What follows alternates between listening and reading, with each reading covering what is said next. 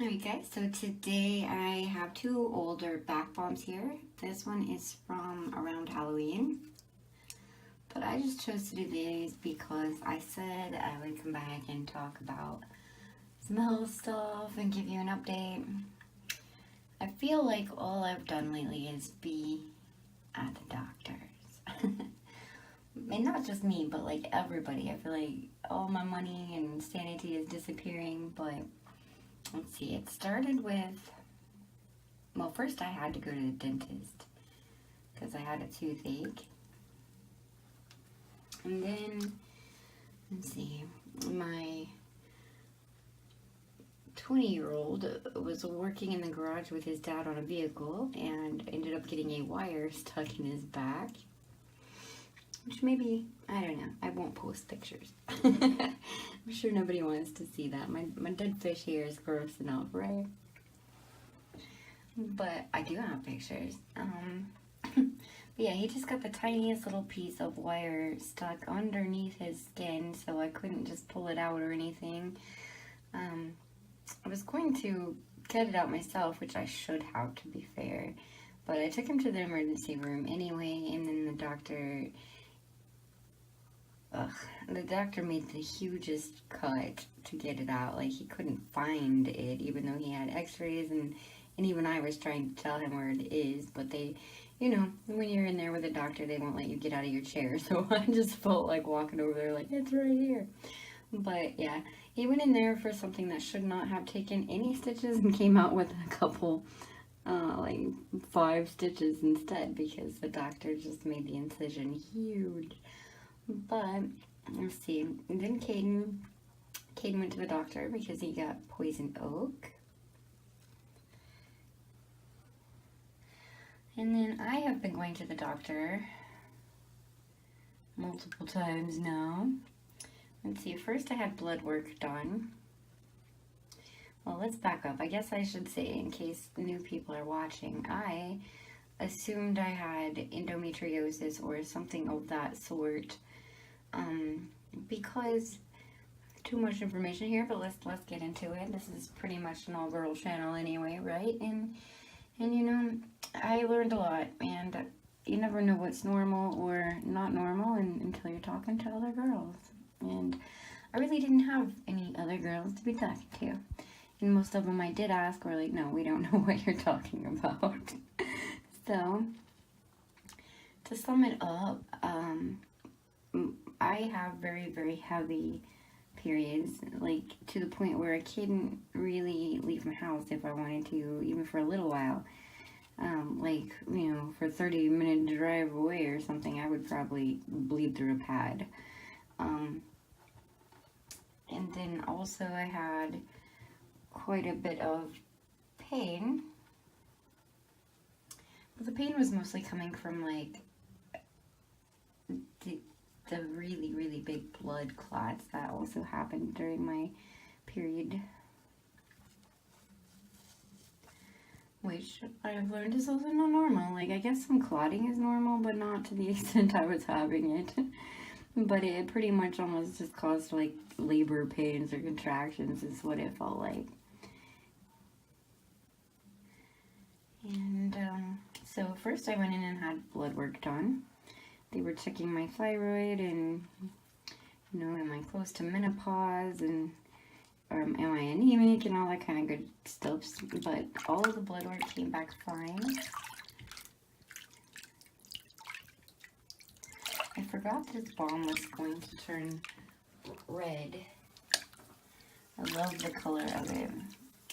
But I brought another one. I knew this would be kind of a lengthy chat. So I had blood work done, it came back fine. I had a mammogram for the very first time. That came back fine. I had a pap smear, and that came back fine. And then finally I had to do the biopsy, which I hope nobody ever has to go through. It was terrible. It could have been worse. Don't get me wrong, I lived.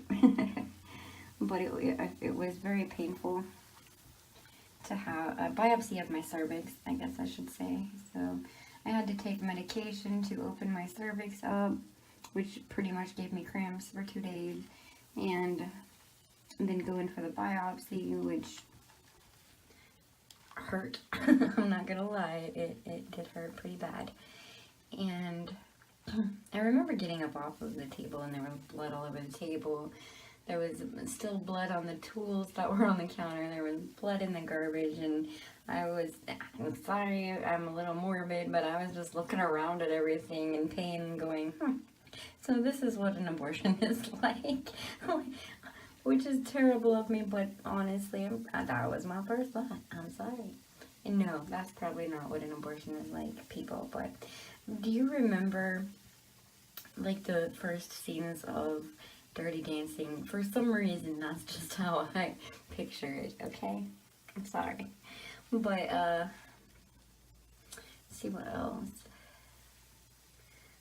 Oh, then I had to go for, like, an ultrasound. Some of my other symptoms, you guys, are, like, if I'm coughing a lot, I will, pee myself. I guess we'll just keep it blunt. Stuff like that. And I remember going in for the ultrasound and him telling me that my bladder was empty. And I was laying there thinking, shows what you know, because I gotta go. It's just a constant feeling of having to go. And at one point he needed me to go empty my bladder for something else. And he was like, well, you can go try. I know it's empty. And you probably can't. But I literally walked in there and went and went and went. Like, I don't know. But, you know, like, even, like, that shows you how much I actually know. How much reality I have. Like, you can literally see on the screen that my bladder is empty. But to me, it feels like I have to go all the time. I don't sleep through the night. I have to get up and go. So basically what we found out is I have a fibroid. And my guess is it's pushing up against my bladder, and obviously fibroids cause clotting and heavy bleeding and pain and all that good stuff. So hopefully I can go get this taken care of soon. For now, the plan is to insert an IUD, which will stop my periods. It should also shrink the fibroid. It should do a lot of things, but the concern is, I don't know if I've talked about it, but I never had any natural births. I have 4 boys, but they were all born C-sections because I'm so little that they never wanted to turn and come out right. I mean, one tried to come out, the only one I accidentally went into labor with tried to come out backwards and upside down. And it's just an ordeal. But, yeah.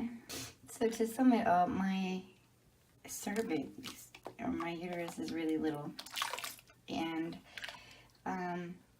so even if they put an IUD in me, he's afraid that my body will reject it and push it right back out, which I completely relate to and understand what he's trying to say, because I have actually tried to ask other girls also about just tampons.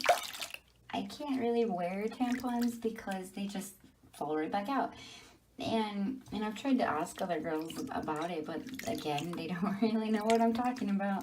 And it kind of they kind of laugh at me like, oh, it just falls right back out, you're that loose. No, that's not the problem. It's actually the opposite of that, where it's just my body squeezes and pushes it back out, if that makes sense.